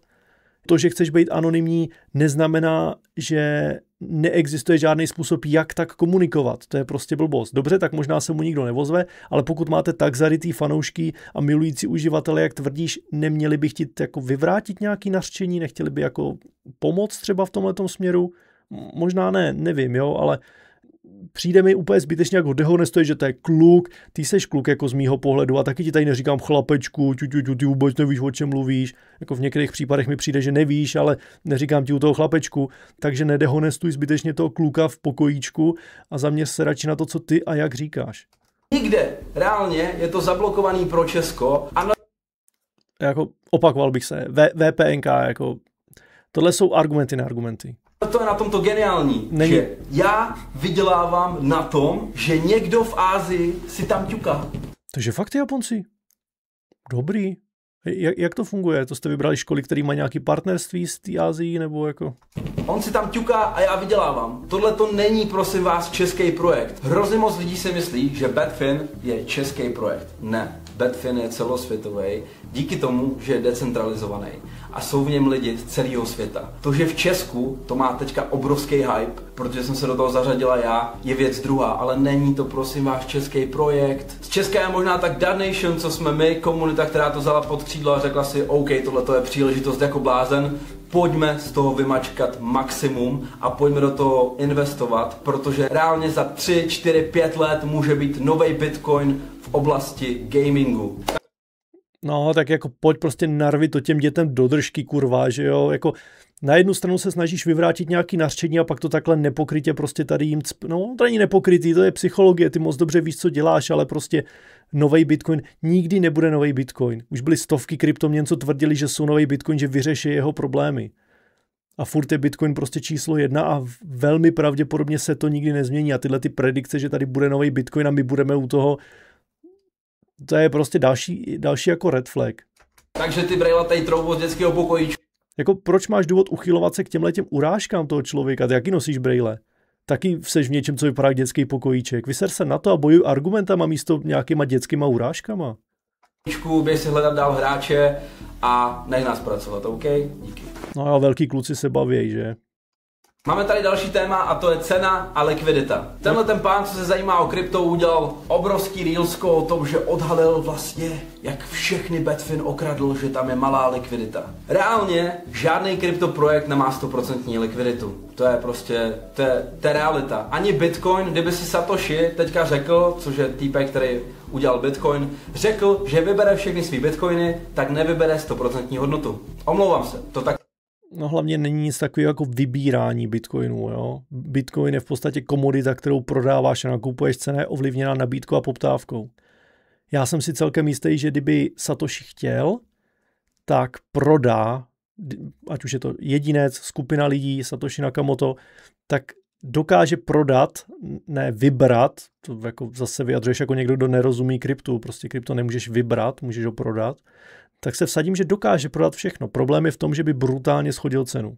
To je pravda. Ale ty si pleteš likviditu a likviditu. Likvidita neznamená prodat to, co můžeš, aniž bys ovlivnil cenu. Likvidita znamená to, co je možné prodat. Kryptosvětem by to rozhodně zamávalo, kdyby najednou ze Satoshiho peněženek začaly ty bitcoiny ubejvat ve velkým. Ta cena by šla brutálně dolů, ale vždycky by se našel někdo, kdo by byl rád za výprodej a skoupil by to. Takže tohle nemůžeš úplně porovnávat. Tak prostě, a takhle to je v Betfinu. Jelikož Betfin byl v garáži, jak Apple, a teď už je v kancelářích, tak se na likviditě pracuje. Likvidita se přidá a pokud vás... Likvidita, kurva, rozumíš vůbec, jak funguje krypto? Já chápu, že ten váš Betfin token je navázaný na vaši platformu, ale nemůžeš uměle přidávat likviditu. Na jedné straně tvrdíte, že likvidita je tvořená nabídkou a poptávkou a na druhé straně do prdele tvrdíte, že likvidita se přidá. Tak buď je to tvořený nabídkou a poptávkou, to znamená, že ta poptávka by měla vzrůstat organicky, to znamená, že ji nemůžete uměle přidat, a nebo je to teda tvořený tím, že vy tam někde šroubujete cenu vycucanou z prstů a poskytujete likviditu ze svých prostředků, co vyberete od lidí, a pak to není tvořený nabídkou a poptávkou. Jako buď jedno nebo druhý, tak si vyber. Pokud zařizujete likviditu uměle, tak ano, můžete ji přidat, ale v tom případě je to ještě daleko horší případ toho, jak ten token funguje. Protože se sice oháníte tím, že je decentralizovaný, ale na druhé straně vy mu musíte zařizovat likviditu, protože ho teda nikdo organicky nechce. Zajímá tohleto téma víc. Nebo vy, Team Betfinu, když vy jste teda Duck Nation. Tak dole v popisku videa zase... No, argumentovat stránkou toho projektu je úplně na hovno. Prostě pokud si chceš zjišťovat nějaký v úvozovkách nezávislý pravdivý informace, tak to vždycky musíš dělat z více zdrojů, který nejsou navázaný na ten subjekt, o kterým je řeč. Protože ten si může tvrdit úplně, co chce. Je to jeho práce tvrdit, co chce, aby z těch lidí dostal co nejvíc peněz, což chce. Začíná být nasranej. Betfin blog a je tam vyjádření k likviditě a k ceně. Zároveň okolo ceny mně přijde, že lidi milujou, když je krypto drahé. Když prostě jde nahoru, lidi to prostě milujou. Ale největší příležitosti jsou, když krypto je levný, když prochází korekcí, což třeba je teď. Byl obrovský výplach celého krypto. Ale vy nejste klasický krypto. Ty nechápeš ten rozdíl, že vy nejste klasický krypto? Vy jste token navázaný na jednu konkrétní službu. Vy nejste Bitcoin, nejste Ethereum, prostě nejste Cardano nebo něco podobného. Vy jste prostě token, účelový token navázaný na konkrétní službu a její funkčnost. Vy se v tomhle nemůžete srovnávat se zbytkem kryptotrhu, nemůžete se odvolávat na korekce kryptotrhu, protože tu hodnotu vašemu tokenu má dávat to vaše, nebudu sprostej, prostě to vaše kasino a poptávka po něm má dávat hodnotu vašemu tokenu. To by vůbec nemělo být závislý na tom, že celkově, celosvětově v korekci klesala poptávka po kryptu a klesala cena. To je úplně argument fakt vytažený z prdele, nesouvisející. Kryptotrhu, kde reálně kryptotrh ztratil 19 miliard dolarů, takže to vypláchlo nějakým způsobem i Betfin a tam se Hovno. projevil aspoň krásný příznak toho, jestli jsou tam spekulanti, anebo jsou tam lidi, co v ten projekt věří. Takže cena prošla trošku. Ano, může se stát, že byli lidi, kteří do toho investovali jako do kryptotokenu a neřešili to kasíno a ve strachu to prodali, ale to nesouvisí s tím, co si říkal předtím. Jo, jako ano, dobře, může se stát, že tam byli lidi, kteří teda jako tam byli jenom kvůli tomu, že spekulovali s nějakým novým kryptem. To se stát může a kvůli tomu výprodej trošku prodali, ale jako takovejhle propad to udělalo. Opět jako roční křivka. Celková křivka. Tohle není vývoj momentální korekce. I kdyby tohle byl vývoj momentální korekce a fungovalo to tak, jak si říkal, tak tohle není. Jo? Dlouhodobý projekt. Ještě tam řekni, že zrovna ty to budeš držet až do smrti, vole, že tomu prostě věříš a je to životní příležitost a nikdy se toho nevzdáš. To jsem fakt nikdy neslyšel. Malou korekcí, ale tohle je právě ta příležitost, kdy vy můžete nasednout na vlak. A pokud vás zajímá víc tady ten projekt, tak dole v popisku videa máte odkaz, běžte se na to kouknout vlastně, o čem tady celou dobu mluvíme a běžte se o tom udělat obrázek sami. Z mýho pohledu tohle je obrovská příležitost a já ten token budu holdit do smrti. On to řekl. Já ho budu hodit do smrti. V životě jsme tohleto neslyšeli od pojebávačů, že to je obrovská příležitost, teď to nakupte a já to budu hodit do smrti. Až to nakoupí dost lidí a vypumpuje se cena, tak tam bude rug pull, že? To jsme taky v životě neviděli, vole. To je jedno, serem na to.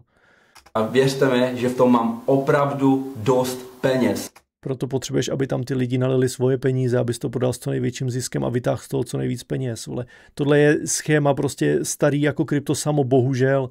Prosím vás lidi, krypto je nástroj. Není ani dobrý, ani špatný. Záleží na tom, kdo a s jakým úmyslem a jakým způsobem ho používá. Pokud to budou šmejdi, tak vás budou chtít odrbat. Pokud to budou solidní lidi, můžou něco budovat. Ale to, že někdo tvrdí, že on je ten dobrý, neznamená, že je. Musíte si ověřovat fakta, musíte si ověřovat, kam dáváte peníze a být zodpovědný. Přijmout to konečné rozhodnutí, že pokud je vložíte do něčeho takovýhodle, tak o ty prachy klidně můžete přijít. Nenechte se zmámit nějakým rádoby frajerem, co má prostě na stěně vlka z Wall Street a prostě hastlí. Jděte uvážlivou cestou, uvážlivě budujte svoje portfolio investiční. Tohleto je příležitost, pokud byste do ní vůbec někdy měli investovat, jakože já fakt po tom, co jsem viděl, pokud bych tam něco měl, tak jdu pryč a pokud bych znal někoho, kdo vím, že tam vyloženě sám cíleně osobně je, tak bych mu řekl, ať jde pryč, protože to je extrémně shady, je tam extrémně moc red flagů. Ale nechme jim ten benefit of doubt, což jako nechce se mi, ale možná i z právních důvodů, aby se pán tady moc nevstekal. Tak tohle je příležitost, do které byste měli dávat maximálně jednotky procent svého celkového portfolia. Protože to je extrémně riziková záležitost, která velmi pravděpodobně dojde nějakému úpadku. Jako spousty podobných, téměř totožných před ní. Není to nic, do čeho byste měli jít rozhodně ne all in, na to špak na dluh, a není to nic, do čeho byste měli jít podstatnou částí svého investičního kapitálu. Jestli vám takovejhle, tak já použiju, nebudu se snižovat na jeho úroveň, prostě, ale když vám někdo takovejhle tvrdí, jak je to prostě příležitost života, že on v tom bude do smrti, není to něco, co by vás mělo vybudit, udělat to taky. Je to něco, co pro vás má být red flag, zdvižený prst, varovnej praporek, jo, jinými slovy. Svých peněz. Mě nikdo neplatí za propagaci, nic. Třeba, já nevím, takový pán z Měriky a stick NFTčka, tak to je všechno na jedno brdo. Všechno to funguje stejně. Natáhnout lidi, pomocí hypeu dosáhnout co nejvyššího obratu, co nejvyššího nákupu, vyšroubovat cenu a pak dojde k věci, který se říká rug pull. To znamená, ty většinou, který to zakládali, tak ty vykešujou svý peníze, podtrhnou tím tu cenu a vám zůstane ten černý Petr v ruce. Neříkám, že tady to tak bude samozřejmě taky, jo, ale vzhledem k tomu, jak ten projekt vypadá, jak se prezentuje, jak tady pán, který teda nezastupuje ho, ale ten Duck Nation, který, jak jsem zjistil zatím, nebo spíš nezjistil jsem, co by dělal jinýho, tak jak ty se kolem toho motají, všechno to vypadá na podobnou šablonu. Nemusí to tak být, ale je to můj dojem. Podobného, já jsem čistě investor tady v tomhletom projektu. Protože Betfin technologie je decentralizovaná. Co je Betfin technologie? Prosím. Co je Betfin technologie? Máte coin tuctovej na platformě, na kterou jste neměli žádný dopad, vliv a žádnou zásluhu. Co je Betfin technologie? Tak chce udělat i centralizovaný herní platformy. A tohle to docílí prodejem franchisingu, OK? White labelu. Co to je? To je, jak kdybyste si chtěli otevřít tady mekáč, tak si koupíte licenci od mekáče, abyste si ho tady mohli otevřít a dělat ty nejlepší hamburgery. Tak tohle je to stejný. A představte si, že tohle to už se děje. Už si někdo koupil white label, takže vznikne centralizovaná herní platforma, která bude napojená na Bet token, takže to zvýší cenu. Má nabídnout přes 100 her a je odhadovaný nárůst až 1 milion hráčů. Teď si na základě čeho? Jako ty čísla bych fakt rád viděl. Představte, že takových kasín bude třeba 10. Takže vy budete se podílet na zisku ze všech 10 kasín. Mně to přijde geniální. Tam někdo na konci světa hraje a já na tom vydělávám doma v Česku. Ale to si říkal už teď, že se děje. Pohodlí domova. To je prostě geniální business model. Ještě pojďme ke stakingu. Teď budou končit první stakingy. Co to znamená? Odemčou se první investorský tokeny a hodně lidí si říká, ten projekt spadne, ten půjde dolů, to bude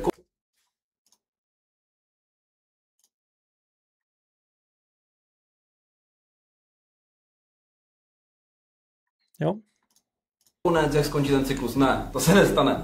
Protože ty plány a ta technologie a ta komunita okolo toho je tak obrovská, že tohleto se reálně nestane. Tenhle ten token se bude prostě holdit, protože z mýho pohledu bude mít obrovskou cenu. Mě nezajímá krátkodobý profit tady, co přes noc vám to vyletí o stovky procent. Já to holdím, protože tato technologie bude obrovská ve světě. Takže když se lidem odemčou ty volné tokeny a budou to chtít prodat,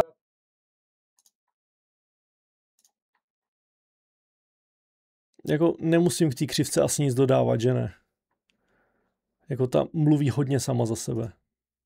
Tak pro mě je to jenom příležitost zase nasednout, dokoupit a reálně si počkat na ten zisk vzadu. Ten staking je na rok a půl a hodně lidí říká, tyjo, stakeovat peníze na rok a půl, to je hrůza. No to nevíte ještě, co dělají třeba fondy, jo, tam jsou třeba 3 roky. A zároveň je to kvůli tomu, aby ten podle toho, jaký fondy zase, jo, taky šikovně tady generalizuješ. Projekt byl stabilní, protože v investicích je klasická psychologie, když jsou červený čísla, lidi prodávají, když jsou zelený, nakupují. Přitom to absolutně nedává smysl. Já mám radši levný krypto, ale lidi prostě milují drahý krypto. Takže já nevím, já na tom takhle vydělám, že prostě nakupuju dole, prodávám nahoře, když tak easy. Brutálně crazy mi přijde, že tady tihleti lidi můžou o mě říct, že jsem podvodník, že někoho okrádám, přitom ten projekt nikoho neokradl, nikdo není okradený. Ten projekt stále funguje už přes rok, takže nikdo nebyl. Jako nebudu říkat, že on okrádá nebo ten projekt okrádá, tolik informací o tom nemám, ale to neznamená, že to nemůže vyjebat s většinou lidí, kteří do toho investovali. A projekt funguje přes rok, může se ti zdát, že to je hodně, ale není. Můžeme se bavit, až bude fungovat přes 3 roky a bude vejš než... Hele, až bude přes 3 roky a bude vejš než tady, ten token cenově, tak jako aplaus a klidně se omluvím. Ale zatím vypadá jako všechny ostatní tuctový kryptoprojekty, který předkládali inovace, technologie a vizi a šli prostě do 1,5, do 2, do 3 let do kopru. Byl okradený. Ale těm lidem, když mě nazvou, že jsem podvodník a ublíží tak mýmu jménu, tak nenesou za to žádný následky. Ale já se tady musím omlouvat nebo dělat tohleto vysvětlení, protože banda blbejch dementů, který reálně natočili videa, o kterých ví úplný hovno, a ještě tady dva, tak mi přijde, že kdyby ten pán vlasatý s brýlema o tom aspoň trošku věděl, a když už teda ne, tak ať si pozve k tomu někoho, kdo o tom něco ví. Aspoň něco. Ne klasický schéma, že oni to vyženou nahoru a pak to rak půlnou dolů. Ano, protože přesně tak to vypadá, protože vypadáte jako stovky dalších projektů, které fungovaly úplně stejně a dopadly úplně stejně. Jak si sám řekl, tak jako není výsledek minulý zárukou výsledku budoucího, ale na základě těch minulých výsledků, pokud je jich hodně, tak se dělá nějaký předpoklad ve srovnatelných případech. Tady se není čemu absolutně divit. A jako váš způsob vystupování a marketingu absolutně nepomáhá tomu, že vás lidi nevnímají solidně. Tohle to se dělá u meme coinů, který nemají žádný využití. Ne, to se dělá v podstatě u jakýhokoliv scam coinu nebo u jakýhokoliv hype coinu. Nejenom meme coinu. Zase taky rozděluj coiny. Nebo u NFTček, protože nemají žádný využití, nemají produkt. Tohle to má produkt a generuje peníze. Jako o čem se tady bavíme furt? Teď generuje peníze. Teď možná. A jaký? Sám si ukazoval, že to velmi rapidně klesá. To, že vy to nechápete a nejde vám to na mozek, že něco takového existuje, tak to hned není podvod. A tohle to říkám jenom z toho důvodu, že když mi rozebali moje auto R8, tak mi lidi psali: dobře ti tak, když děláš skemy, to byl bez tak nějaký ten člověk, který ho si ho skemoval. Nikdo nikoho neoskemoval, už to pochopte. Nikdo nikoho neokradl. Ten projekt funguje. To říká vždycky, a opět neříkám, že pán je scammer, ale vždycky každý scammer tohle říká. Nikdo nikoho neokradl, ten projekt funguje. To se vždycky říká až do doby, kdy to přestane být pravda. Vždycky v určitý fázi. Každý projekt má fázi založení, vzestupu, potom je tam nějaký pád a pak nastává takzvaný exit scam. To je to, kdy ty lidi vezmou prachy a zmizejí s tím zbytkem, aby jim zůstalo co nejvíc.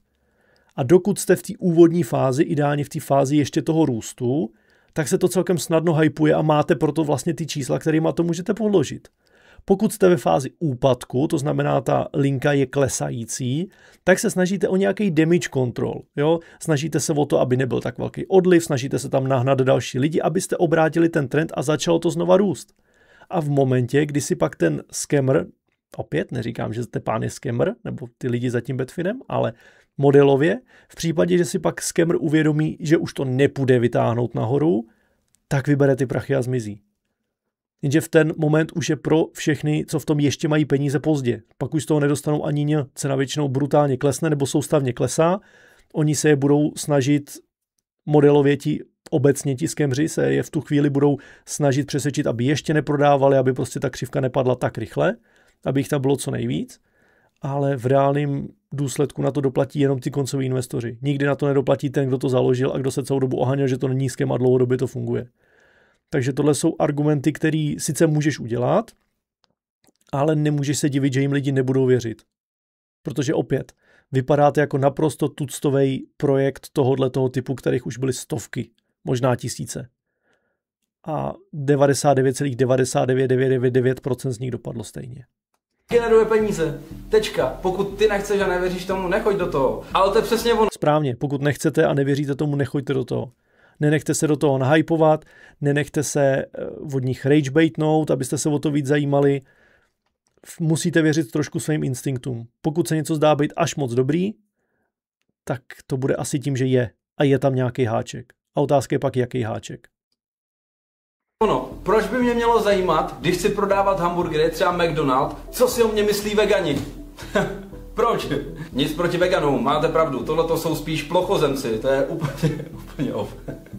Na závěr, nejsem žádný tiskový mluvčí Betfinu ani nic podobného, jsem tam pouze jako investor, investuju do spousty věcí, mám třeba byty, kryptotěžírny, prostě kupuju akcie, prostě diverzifikuju portfolio a tohleto je jeden segment, který mě baví. Je to hravý, je to sexy, je to startup, který takhle aj beru a věřím a vidím v něm obrovský potenciál, protože nikdy jsem neviděl takhle developerský tým, aby plnil v rámci IT věci a deadliny a reálně ten produkt chtěl posouvat dál.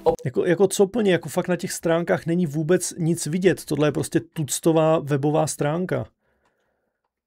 Já fakt se budu muset ještě podívat do toho kasína, jestli se tam nějakým způsobem dostanu, tak se podívat do toho kasína, jako jak funguje to, ale jako nevidím absolutně nic inovativního. Fakt jako tuhle stránku vám udělá šikovný člověk ve WordPressu za večer. Jo, takže opět můžeme hypovat, můžeme mluvit o tom, jak je to prostě super, jak je to inovativní, jak je to nejlepší vývojářský tým, ale důkazy jsou potřeba pro takové tvrzení. A když se vrátím k tomu, nejseš tiskový mluvčí, seš pouze investor, dobře. Nejseš pouze investor, na základě těch akcí přečklou si i promotér. Takže nějakou zodpovědnost za to musíš přijmout. To se nedá nic dělat. Pokud se ti to nelíbí, tak to nedělej. Ale nemůžeš prostě to promovat dětskám a pak se divit, že se ostatním lidem nelíbí, že to promuješ dětskám. A vymluvit se na to, že jsi tam náhodou přijel těma autama a ty kačeři vylezli někde z křoví, vlastně s váma vůbec nesouviseli, blablabla. Je to klasický odvedení pozornosti nějakým decoyem nebo prostě nějakou návnadou. Technicky za to nejste jeden subjekt. Opět, jako ukaž, co jiného ten Duck Nation dělá, než že promuje Badfin. Opravdu ten produkt chce být celosvětově. A jako participuje na Badfinu samozřejmě. Využívaný a já v něho věřím posouvat dál. Opravdu ten produkt chce být celosvětově využívaný a já v něho věřím a proto v něho vkládám důvěru. To je tečka. Já si to nemám zaplaceno, já nejsem tiskový mluvčí, já nejsem žádná tvář Badfinu ani nic podobného. Takže jestli mě někdo takhle bere, tak vás ubezpečuju, že to takhle není. A mám tady takovou myšlenku na závěr, úplně poslední. Já chápu, že v dnešním světě je těžký někomu věřit, protože všude okolo nás někdo chce vojebat, mně to taky tak přijde, ale reálně ověřujte si fakta. A to, že 10 lidí řeklo, že něco je ojeb, nebo že někdo řekl, že ten udělal tamto, nebo tamto, tak reálně chtějte hmatatelný důkazy. Ano. A jako vy jste v podstatě nedodali žádný. Je moc hezký, že řekne, že si to můžete ověřit na blockchainu, protože ano, tak to funguje. Blockchain je veřejný, to nemůžete popřít. Ale ze strany Badfinu nebo i vás, co se týká vyjádření od toho Duck Nationu, je potřeba daleko víc, abyste tohleto ze sebe smyli. Nejenom říct, ověřujte si fakta. A ne, žádný článek není hmatatelný důkaz. A ne, žádný člověk, který o tom natočí nějaký krátký videjko a řekne, že to je pyramida, není to důkaz. Není. V kryptoměnách jako ani ten záznam v blockchainu není hmatatelný důkaz, protože je to pouze digitální stopa. Pokud teda chceme slovíčkařit. Jo, hmatatelný důkaz nejsou ani prachy, co ti přestanou na bankovním účtu. Ty jsou asi, až když si je vybereš, tak se na ně můžeš hmátnout, že jo. Ale je to strašně hezký, jako ještě jediný, co mi tady chybí do té šablony, je apel na nějakou chytrost. Ve smyslu, pokud máte víc než 20 IQ, tak vám tohle musí dojít. Jo. Je dobrý se koukat na souvislosti a věci, jak fungují. Ale co k tomu říct? To je prostě lidská mentalita. Když něco vypadá až moc hezky, tak hnedka všichni říkáme, to je podvod. Ale ne, to je podvod, ale nějaký háček tam bude. Nemusí to být nutně podvod. Potom, když už je pozdě, tak se chcou všichni přidat. Nebuď takovej a využij tuhletu příležitost třeba jako já. Já to holdím, budu to holdit několik let a věřím, že ten projekt bude šíleně, brutálně velký. A ještě bych jenom dal úplně poslední reakci naposled. To, že ti nejsem sympatický, neznamená, že podvádím lidi. A u tohoto videa, konkrétně tady tohleto dílsko mě úplně extrémně baví.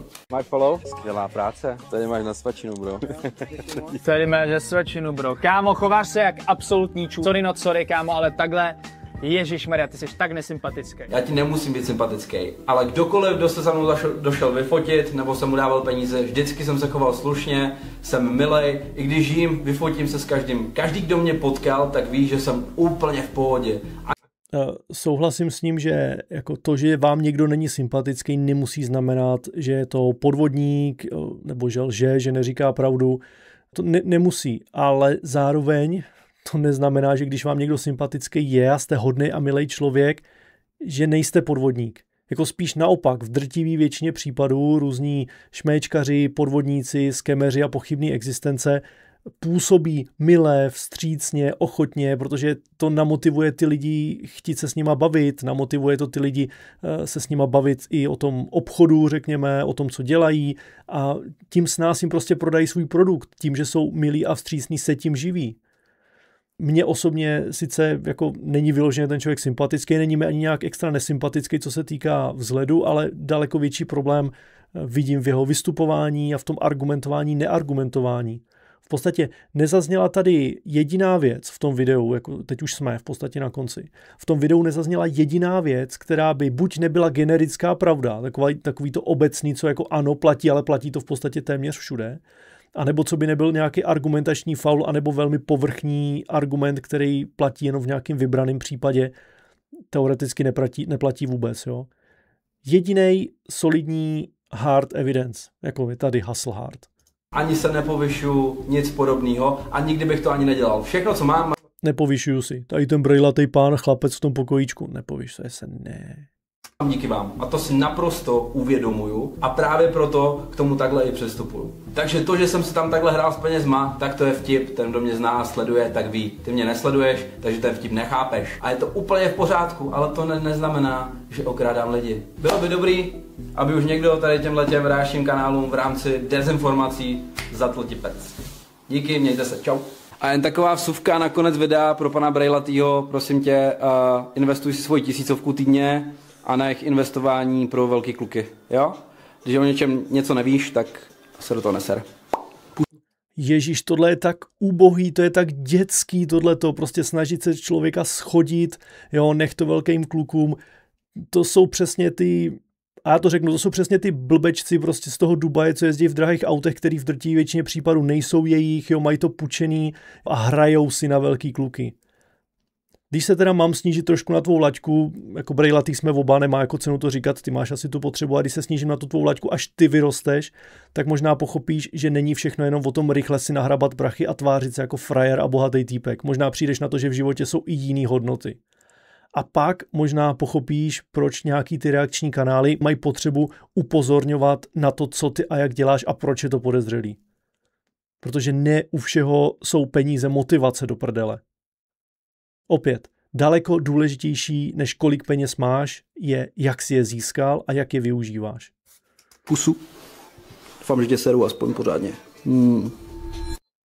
Jako jo, možná je to člověk, který si užívá nějakou negativní pozornost, ale tady jako není důvod, proč by měl dostávat pozitivní. V celém tom videu, kdybych to video viděl úplně nezaujatě, nevěděl jsem o tom problému vůbec nic, jakože něco jsem si přečet, něco jsem viděl, neříkám, že jsem se o to zajímal, kdo ví jak, ale jelikož jsem uvážlivý zastánce krypta, tak nesnáším takový ty šmejdy, který tím kryptem vojebávají lidi, tak proto mě to zaujalo v kombinaci s Gambou, v kombinaci s propagací dětí, prostě dohromady to byla taková trifecta, co mě vybičovala k tomu, abych natočil něco svýho bezvýznamného. Tak jako uvážlivý zastánce krypta, kdybych tohleto viděl a nevěděl o tom vůbec nic, tak mi to přijde extrémně shady, extrémně podezřelý ten projekt. Fakt je to tuctová věc, kterou jsem viděl spoustukrát, vždycky to má stejnou šablonu, vždycky tam je stejný vystupování, vždycky tam je stejná psychologie, vyjadřování u těch lidí. Neviděl jsem absolutně nic, co by mě přesvědčilo o tom, že to je solidní projekt. Můžu se plíst, každý se může plíst, ale kdybych tomu měl dát nějakou známku podezřelosti nebo solidnosti, tak to bude v kolonce extrémně podezřelé, velký pozor. O tom, že se propaguje Gamba dětem, jakože z mýho pohledu, když tam přijdeš autem, vyskáčou ty kačeři, jestli jste tam měli ten bedfin na těch sklech, tak to prostě jako je propagace dětem, jo. Na mě to tak působí, pro mě to tak vypadá, já bych to tak hodnotil a spousta jiných lidí určitě taky. Takže se nemůžeš divit, že ty lidi to tak označují, protože to tak vnímají. Jestli nechceš, aby to tak označovali, tak to tak nedělej. Dělej to jinak nebo ideálně nedělej to vůbec, vyser se na to. Co pak není dost gamblerů dospělejch, jako musíte to fakt tahat kurva do škol? Vyserte se na to. Jestli je něco, co mě dokáže vytočit, tak to je prostě, když někdo zneužívá nějakou zranitelnou skupinu, ani ne osob, protože mě třeba sere, když někdo třeba ubližuje zvířatům. Ale prostě dětí, nebo postižený, nebo důchodci a ty různý šmejdí, to mě prostě extrémně sere. Gamba jako taková je odpad. Já to beru, když prostě někdo jde a vezme to jako zábavu. Tak jde někdo do kina za 500, tak jde někdo s 500 do kasína, párkrát si tam zatočí, bere to jako zábavu, je to v pohodě. Ale musíte mít vůli, aby se nevyvinula ta závislost. Jakmile někdo se živí na té závislosti, už je to parazit. Sorry, tak to prostě vidím já. Ale pokud do takového chování chcete ještě zatáhnout děti, tak prostě jděte do prdele. Tady to je asi všechno. Já jsem jako čekal, že to tak jako lehonce okomentuju. Asi se to hodně natáhlo, takže to musím nějak sestříhat.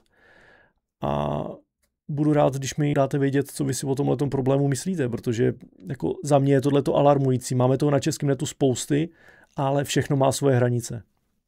Takže asi tak. Díky za sledování a mějte se pěkně. Čau.